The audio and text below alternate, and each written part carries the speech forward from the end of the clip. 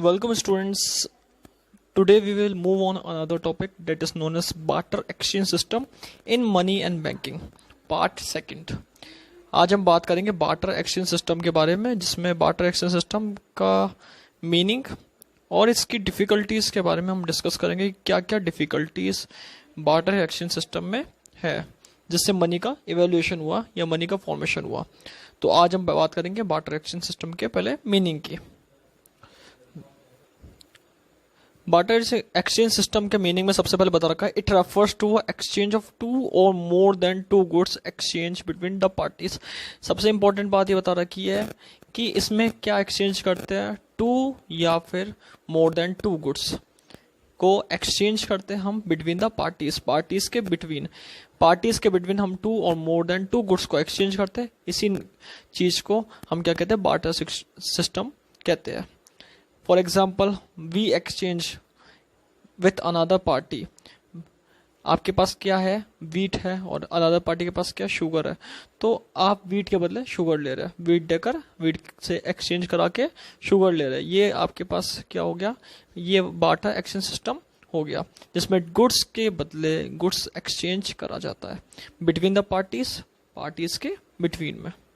Hence through this system is generally grains in exchange of clothes in exchange of milk in exchange of grains and exchange of domestic animal was done। ये example दे रखा है, जैसे grains के बदले cloth के बदले milk के बदले मिल्क के एक्सचेंज में grains, फिर exchange of domestic animal was done।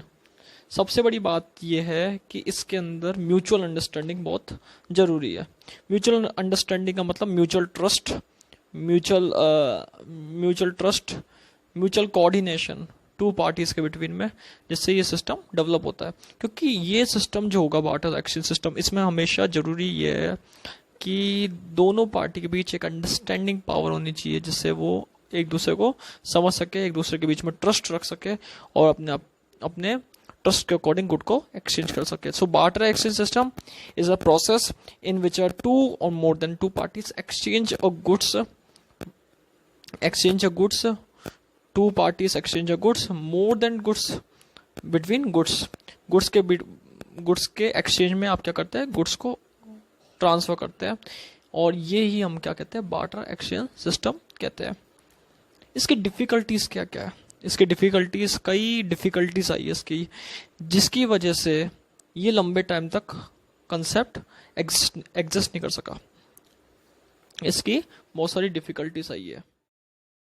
उन डिफ़िकल्टीज़ के बारे में आज हम पढ़ेंगे कि कौन कौन सी डिफ़िकल्टीज़ है बार्टर एक्सचेंज सिस्टम में। डिफ़िकल्टीज़ क्या क्या है वो डिस्कस करेंगे, लेकिन सबसे इम्पोर्टेंट बात ये बताई गई है, barter exchange system traditional system है, ये लॉन्ग टर्म तक एग्जिस्ट नहीं कर सका, क्योंकि इसके अंदर म्यूचुअल अंडरस्टैंडिंग चाहिए, वो धीरे धीरे ख़त्म होती गई। जैसे जैसे मॉडर्न टाइम आता गया, जैसे जैसे समय बढ़ता गया, वैसे वैसे mutual understanding, mutual coordination, mutual trust लोग बागों में खत्म होता गया। तो इस कारण ये डिफिकल्टीज आई है, और भी कई कारण बता रखे इसके अंदर। जैसे फर्स्ट पॉइंट ये बता रखा है, लैक ऑफ डबल कोइंसिडेंस।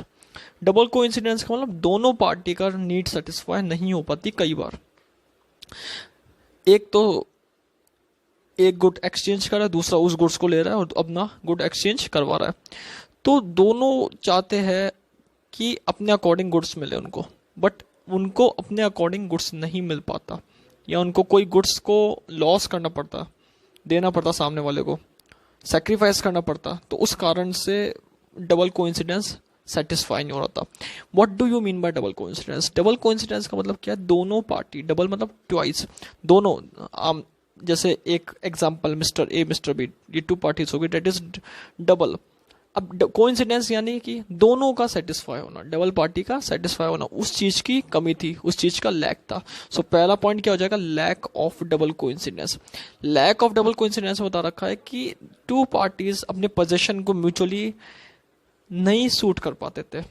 इसका मतलब दोनों पार्टीज म्यूचुअली ट्रस्ट मेंटेन नहीं कर पाती थी, म्यूचुअली सेटिस्फाई नहीं होती, म्यूचुअल नीड्स एंड वांट्स को सेटिस्फाई नहीं कर पाती थी। So first point is the two persons can have barter exchange only if there disposable possessions mutually suit each other as needs, दोनों की नीड्स सेटिस्फाई होने बहुत मुश्किल हो जाती थी, इसलिए यहाँ पे डबल कोइंसिडेंस डिफिकल्ट हो जाता था।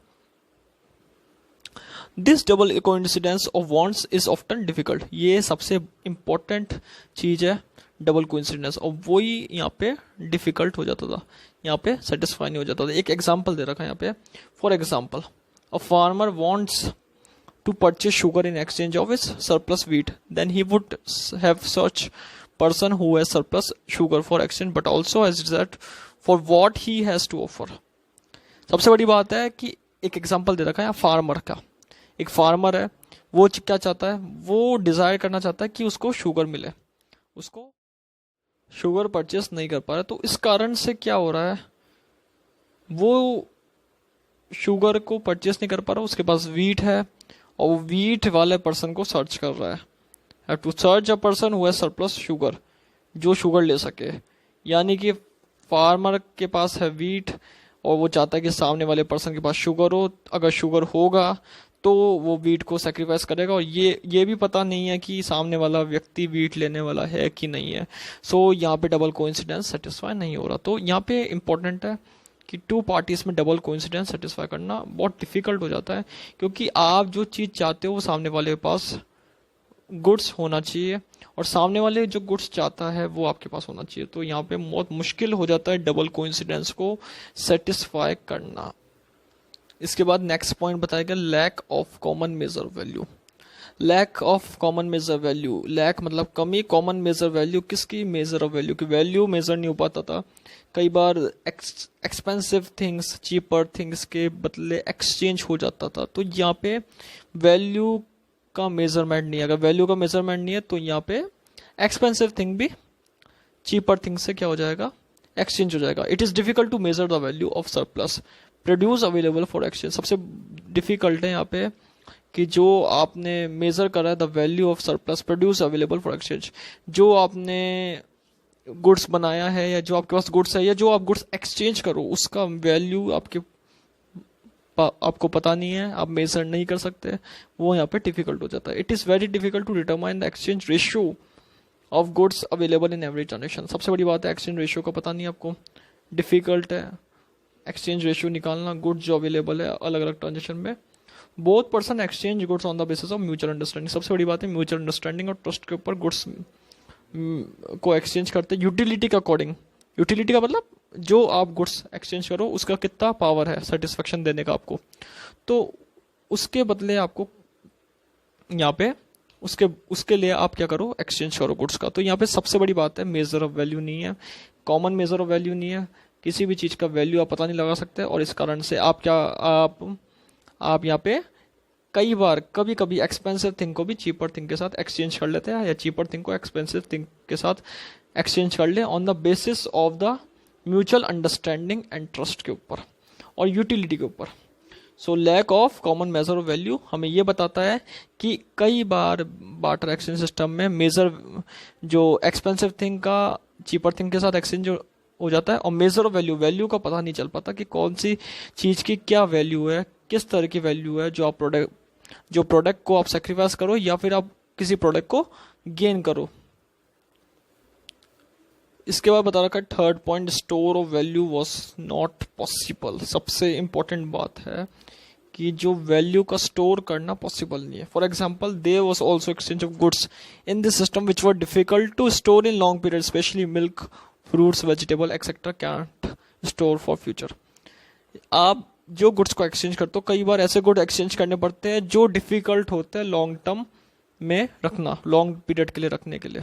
फॉर एग्जाम्पल मिल्क हो गया, फ्रूट्स हो गए, वेजिटेबल्स हो गए, ये ऐसे गुड्स है नॉन ड्यूरेबल, ये लंबे टाइम तक नहीं चल सकते, लंबे टाइम तक आप इसको स्टोर नहीं कर सकते फ्यूचर के लिए, तो ये कई बार एक्सचेंज करते हैं। तो इनका जो आपने गुड्स लिए, जो आपने जो एक्सचेंज करा है वो उसका स्टोर पॉसिबल नहीं होता, और कभी कभी आप इसका रिजल्ट क्या होता है, कभी कभी आप अपनी वो चीज़ को सेक्रीफाइस कर देते हैं जो आपकी बहुत ज़रूरी है किसी भी इन चीज़ों के बदले। जैसे मिल्क हो गया, मिल्क लेने के लिए आपने वीट को दे दिया, वीट तो लॉन्ग टर्म पीरियड तक रख सकते हैं, लेकिन आपने मिल्क चाहिए इसलिए आपने वीट उसको दे दिया दूसरी पार्टी को, तो आपको मिल्क ले लिया, लेकिन मिल्क लॉन्ग पीरियड तक स्टोर नहीं कर सकते। सो यहाँ पे वैल्यू का स्टोर करना पॉसिबल नहीं है। इसके बाद बता रखा है fourth point, difficulties in exchange of indivisible good. सबसे बड़ी बात है इनडिविजिबल गुड का एक्सचेंज करना डिफिकल्ट है। इनडिविजिबल गुड का मतलब यहाँ होता है कि ऐसे गुड्स जिनका डिवाइडेशन नहीं हो सकता, जिनका सेपरेशन नहीं हो सकता, जिनको आप अलग अलग नहीं कर सकते, ऐसे गुड का एक्सचेंज डिफिकल्ट होता है। For example if exchange value of A buffalo is 4 sackful of wheat and if the farmer required only 1 sackful of wheat, then the buffalo cannot be exchanged for 1 sackful of wheat। सबसे बड़ी बात है एक example दे रखा है, जैसे buffalo है farmer के पास, एक फार्मर है जिसके पास क्या है, बफेलो है, और बफेलो की जो वैल्यू है उस टाइम पे, बफेलो की जो वैल्यू है वो 4 sackful of wheat है। इसका मतलब 4 गेहूं की बोरियां, 4 गेहूं की बोरियां यहाँ पे उनका एक्सचेंज वैल्यू है। अब फार्मर क्या चाहता है, फार्मर चाहता है 1 sackful of wheat। फार्मर को क्या दे रहा है, farmer require only 1 sackful of wheat, then the buffalo can not be exchange for 1 sackful of wheat। लेकिन वो बफेलो को एक्सचेंज नहीं कर सकता, क्यों? क्योंकि बफेलो की वैल्यू 4 sackful of wheat है और यहाँ पे फार्मर को कितना चाहिए, 1 sackful of wheat। तो यहाँ पे बफेलो को ना तो डिविजिबल कर सकता है बफेलो पूरी कंप्लीटली आपको उसको ट्रांसफर करनी पड़ेगी या सोल्ड करनी पड़ेगी। तो 1 sackful of wheat का एक्सचेंज बफेलो के साथ नहीं कर सकता। So it is a difficult in exchange of indivisible good. आप इनडिविजिबल गुड्स को एक्सचेंज करने में सबसे ज्यादा डिफिकल्ट हो जाता है यहाँ पे। फिफ्थ पॉइंट बता रखा है यहाँ पे, फिफ्थ पॉइंट बता रखा है lack of standard deferred payment. यहाँ पे डेफर्ड पेमेंट का लैक है। स्टैंडर्ड डेफर्ड पेमेंट का मतलब आप किसी चीज को उधार पे नहीं ले सकते, उधार का पेमेंट नहीं कर सकते, या फ्यूचर के लिए पेमेंट के लिए रख नहीं सकते आप, क्योंकि इसमें वैल्यू नहीं है। इसमें आपको बार्टर सिस्टम में इमीडिएट ट्रांजेक्शन करने पड़ेंगे। कौन से ट्रांजेक्शन, जैसे आपने अभी गुड्स को ट्रांसफर करा दूसरे को, तो दूसरा गुड्स आपके पास अवेलेबल हो गया। For example a person, mister A ने बी को वीट दिया, तो मिस्टर बी ए को क्या देगा, राइस देगा। अब ए को अगर मिस्टर बी ने राइस दिया तो वीट इमीडिएटली उनको देना पड़ेगा। तो ये एक्सचेंज बार्टर एक्सचेंज है। इसमें आप लॉन्ग टर्म के ट्रांजेक्शन नहीं कर सकते। फॉर एग्जांपल क्रेडिट ट्रांजेक्शन नहीं कर सकते, आप प्रमोट नहीं कर सकते क्रेडिट ट्रांजेक्शन को। इस सिस्टम के अंदर आपको इमीडिएट ट्रांजेक्शन करने पड़ेंगे और उनका कोई पेमेंट नहीं होता फ्यूचर में। फ्यूचर में स्टैंडर्ड डेफर्ड पेमेंट नहीं है, क्योंकि उस चीज़ की वैल्यू ही नहीं है, तो आप स्टैंडर्ड डेफर्ड पेमेंट क्यों कैसे करोगे। तो वो चीज़ बताई गई है fifth lack of standard deferred payment में, कि इसमें फ्यूचर में पेमेंट का कोई प्रोविज़न नहीं है। तो यहाँ पे मैंने 5 पॉइंट पढ़ा है। जो सबसे पहले लैक ऑफ डबल कोइंसिडेंस के बारे में बात करी थी, फिर lack of common measure value, store of value was not possible, fourth difficulties in exchange of indivisible good, और fifth lack of standard deferred payment. ये 5 पॉइंट्स हमें डिफिकल्टीज बताते हैं कि बार्टर एक्सचेंज सिस्टम में ये डिफिकल्टीज आई और इस कारण से barter exchange system long term तक एग्जिस्ट नहीं कर सका। Thank you.